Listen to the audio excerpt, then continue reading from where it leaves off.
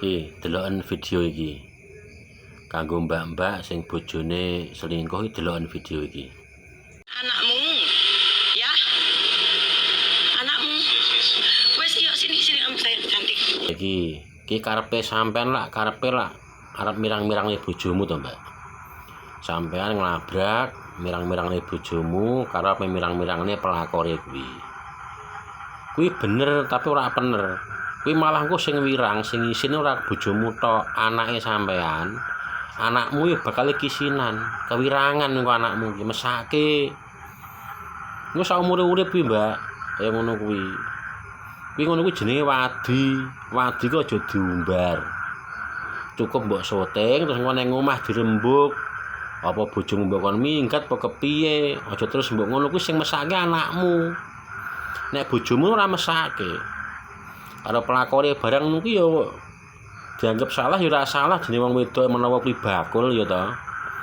Kuwi sakandene ora enek pelakon sing kuwi ya bojomu golek wedokan liya neh. Wong jenenge Tokmis. Tokmis ki litek. Ngerti litek ora? Ha kuwi mbok ora enek wong wedok pelakon iki mbok gampangane mbok pateni misale. Engko golek wedokan liya neh.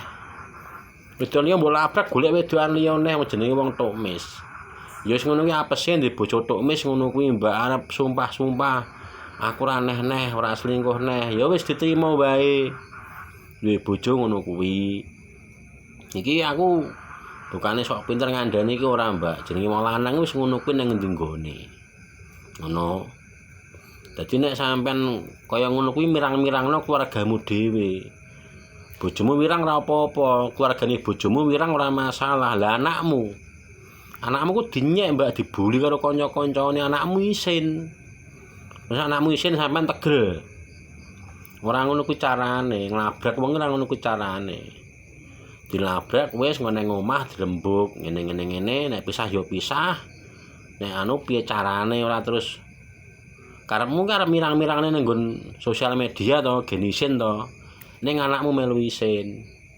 Ngono. Jenenge ndek bojo Tokmis ki wis ngono kuwi.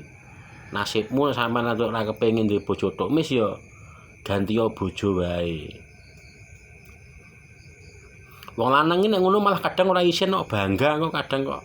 Wah iso entuk wong wedok sing luwih enom, luwih ayu kadang ngono kok, Mbak. Ning bola-bali iki mau mesane anakmu. Sing dadi korban iki bola-bali anakmu ora kok nganu mau iki ora, bojomu iki ora. Bojomu keluargane bojomu ora masalah ngono kuwi. Ngono, Mbak ya. Dadi kanggo sapa wae nek sing grebeg-grebeg ngono kuwi aja idokok sosial media, kecuali urung duwe anak. Lah kowe wis duwe anak, anakmu wis gedhe lho, wis jare iso muni ayah lho. Ya malah mesake.